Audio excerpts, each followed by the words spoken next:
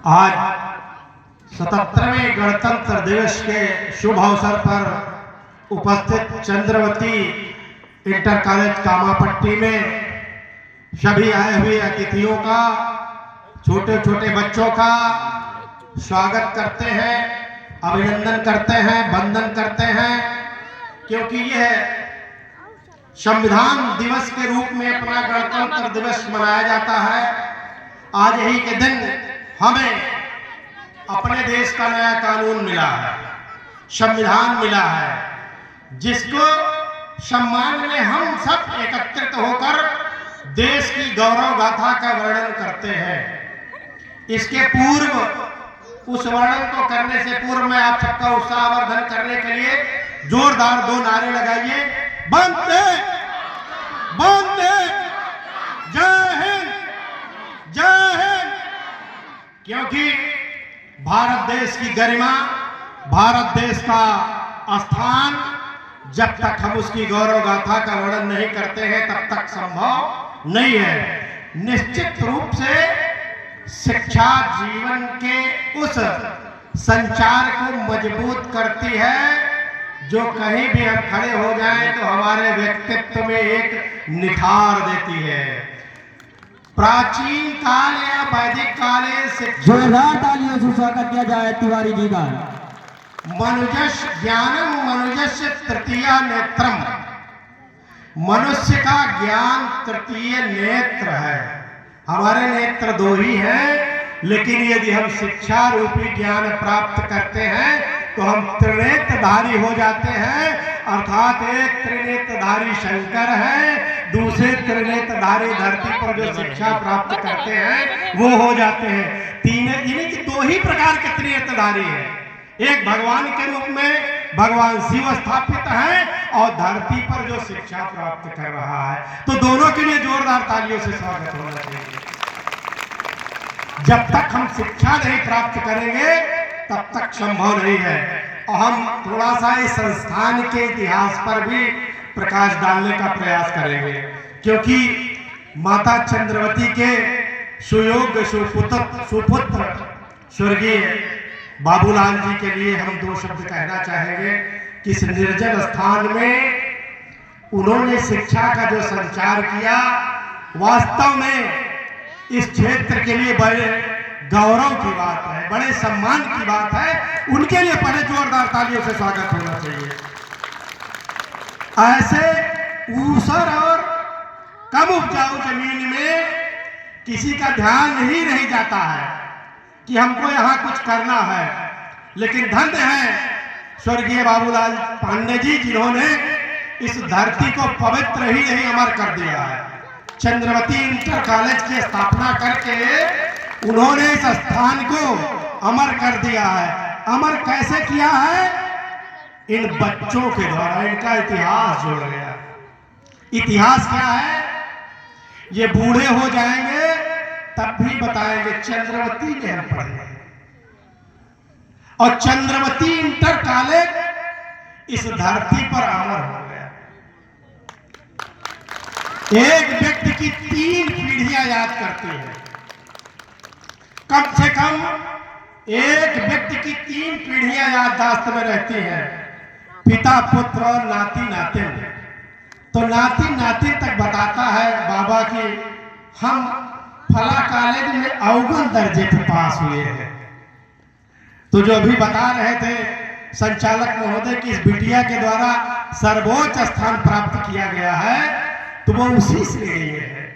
वो बताएगी कि हम चंद्रवती इंटर कॉलेज से सर्वोच्च स्थान पर प्राप्त किए हैं, तो वो तो गौरवान्वित होगी ही, वो तो गौरवान्वित होगी ही। साथ ही साथ शिक्षकों का नाम भी जुड़ा है।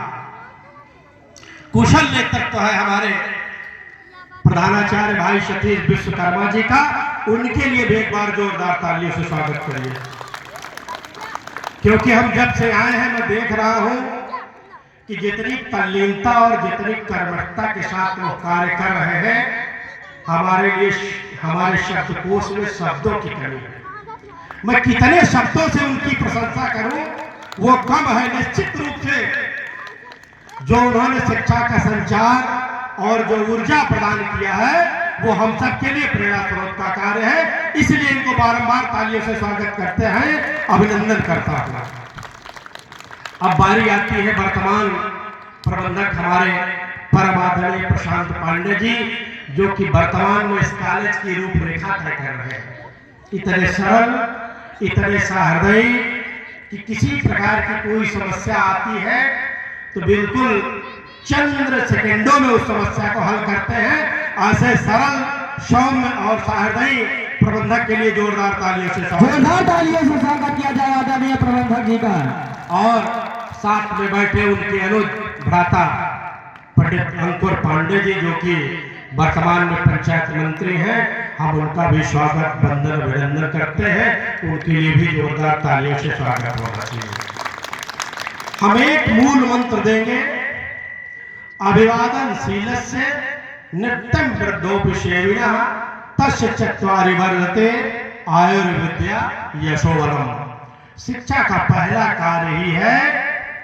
अच्छा, आज कितने लोग आए तो अपने माँ बाप से नमस्ते करके आए। ईमानदारी से बात करना। बच्चों में कितने बच्चे करके आए? ईमानदारी से मैं घर चला जाऊंगा, बता दे रहा हूं, मैं दूर का नहीं हूं। मैं सबके घर जाऊंगा। इनका नाम नोट करो जरा से, इन बच्चों का नाम नोट करो। अब देखो कम हो गई संख्या ना, केवल 4 से 5 बच्चे हैं। हाथ नीचे करो। शिक्षा हमें का पहला अर्थ ही अभिवादन, यानी प्रणाम करना चाहिए, नमस्ते करना चाहिए। अभिवादन शीलस्य, शील दया भाव भी होना चाहिए हमारे हृदय में। यदि शिक्षा नहीं है तो हम निष्ठुर हैं, और शिक्षा है तो हम दयालु हैं। शिक्षा का पहला कर्तव्य ही है शील, यानी शीलवान हम बनेंगे। अभिवादन शीलस्य नित्यं वृद्धोपि सेविनः। और हमारे घर में जो हमसे बड़े वृद्ध और बुजुर्ग हैं, यदि हम उनकी सेवा करते हैं तो 4 चीजों में हमेशा वृद्धि होती है, आयुर्विद्या यशोबलम्। कैसे? किसी घर के बच्चे की यश कीर्ति उसके घर से ही शुरू होती है। कोई कहता है बूढ़ा, अरे हमारी नातिन बहुत अच्छी, तो पड़ोसी कहिए बहुत अच्छी। हमार नातिन बहुत गड़बड़, तो पड़ोसी कहिए बहुत गड़बड़। तो चरित्र का निर्माण तो हमारे घर से ही शुरू होता है। तो यदि हम घर का सम्मान करेंगे तो हमारी यश कीर्ति चारों तरफ जाएगी।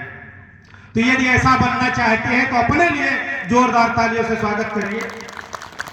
ये सब आपके लिए सीख मैं दे रहा हूं कि ऐसा आप लोग करिए, ऐसे गुणवान बनिए कि लोग आपके पीछे पीछे चलने का प्रयास करें, लोग आपके गुणों के बखान करें, पूछे। मैं अपना छोटा सा परिचय भी देने का प्रयास करूंगा। मैं डिग्री कॉलेज संग्रामगढ़ में बीएड बीटीसी प्रवक्ता हूं, क्योंकि मैं बच्चों को नहीं पढ़ाता हूं। आप जानते हो कि मैं डिग्री कॉलेज में बच्चों को नहीं पढ़ाता हूं, मैं डायरेक्ट शिक्षकों को ट्रेनिंग देता हूं। जो बीएड और बीटीसी करते हैं मैं उनका ट्रेनर हूं, मैं उनको शिक्षा देता हूं।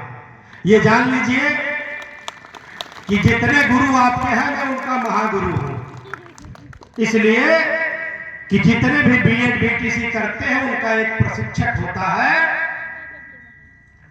और मैं बता दूं कि इसी 2026 में मेरी पीएचडी भी चल रही है, और जीवन का सर्वोच्च लक्ष्य होता है डॉक्टर बनना।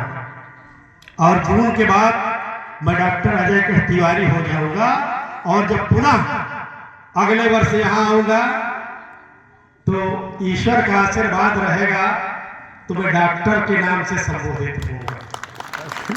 एक बार जोरदार तालियों से स्वागत किया जाए तिवारी जी का। इसलिए मैं बता रहा हूँ कि मैं किसान पुत्र हूँ। मेरे माँ बाप पेवर किसान थे, कोई सरकारी नौकरी नहीं थी। और यहाँ जितने बच्चे बैठे हैं सब किसान के हैं। मेरे कहने का आशा है कि कोई बड़े बाप का बेटा बड़ा नहीं हो सकता, बड़ी सोच से बड़ा हो सकता है। इसलिए जितने बच्चे बैठे हो बड़ी सोच बनाओ और बड़ा लक्ष्य निर्धारित करो, और अपने जीवन में वो सोचो जो तुमको करना है। शिक्षा से सस्ता कोई साधन नहीं है, नोट कर लो। सब अपने बस में है। हम सब पढ़े सब बढ़े, कैसे? किसी को पढ़ने के लिए कुछ धन की आवश्यकता है क्या? माँ बाप तो व्यवस्था दी है ना। चाहे वो बच्चा चंद्रवती में पढ़े और चाहे इंग्लिश मीडियम में पढ़े, यदि क्षमता है तो चंद्रवती का बच्चा उस इंग्लिश मीडियम पे भारी होगा। कैसे? क्योंकि गांव में हर विधाओं का ज्ञान दिया जाता है और हम हर विधा से ज्ञान प्राप्त किए हैं और हर विधा से प्राप्त किया हुआ ज्ञान कभी असफल नहीं होता। गांव का बच्चा जाके शहर में बहुत अच्छे से सेटल हो जाएगा, लेकिन शहर का बच्चा गांव में सेटल नहीं होगा। इसलिए अपने को महान समझो, इसलिए अपने को सर्वोच्च समझो, क्योंकि शिक्षा रूपी बीज अपने मस्तिष्क में जब लगाओगे तो बहुत बड़ी छाया देगा और तुम्हारा पूरा जीवन खुशहाल रहेगा। कहने का तो बहुत मन है, लेकिन मैं चाहूंगा कि इन्हीं बातों के साथ मैं अपनी वाणी को विराम दूं। बहुत बहुत धन्यवाद भाई प्रशांत जी को, बहुत बहुत धन्यवाद हमारे प्राचार्य जी को और संचालन कर्ता को भी बहुत बहुत धन्यवाद देता हूं और इन्हीं बातों के साथ मैं अपनी वाणी को विराम देता हूं। जय हिंद, जय भारत। एक बार जोरदार तालियों से स्वागत किया।